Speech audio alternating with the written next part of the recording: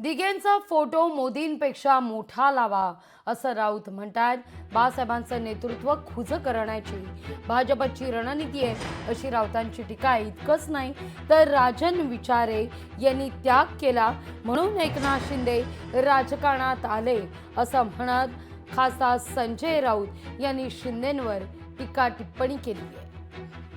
दिघे साहेब हे व्यापारी नव्हते, त्यांनी शिवसेनेचा व्यापार केला नाही आणि त्यांनी कधीही कोणत्याही पदासाठी मातोश्री होती मला स्वतःला काही पद पाहिजे, मला मुख्यमंत्री व्हायचं आहे, मला मंत्री व्हायचं आहे, मला नेता व्हायचं आहे अशी कधीच मागणी केली नाही।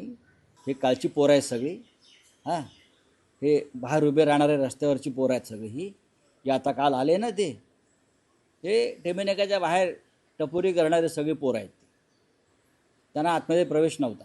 तुम्ही आनंद दिघे साहेबांचा फोटो हा मोदीपेक्षा मोठा घ्या ना। हां मोदीला मोठं ठरवून किंवा बाळासाहेब ठाकरेंना छोटं ठरवून तुम्ही जे काय करताय ही भारतीय जनता पक्षाची एक रणनीती आहे। बाळासाहेब ठाकरेंचं नेतृत्व खुजं करायचं या महाराष्ट्रात आणि देशामध्ये। एक लक्षात घेतलं पाहिजे, काल ज्यांनी माझा निषेध केला मी त्यांचं स्वागत करतो। हे कोण आहेत? हे सगळे गद्दार आहेत।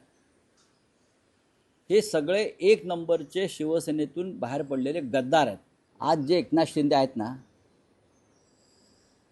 ते राजन विचारेचा त्याग, राजन विचाराने त्याग केल्यामुळे एकनाथ शिंदे शिवसेनेच्या मुख्य प्रवाहात आले। त्याबद्दल एकनाथ शिंदे यांनी रोज राजन विचारेचे पाय धुवून तीर्थप्राशन केलं पाहिजे। संजय राऊत कुणाचा वारसा पुढे नेत आहेत?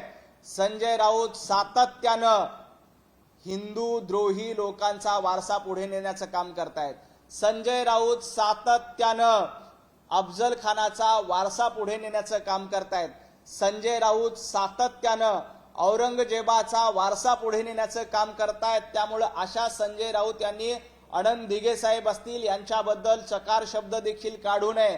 आधी आपण हिंदू द्रोह केला, हिंदू विरोधी भूमिका सातत्यानं आपण घेतोय याचा भान संजय राऊत यांनी ठेवावं।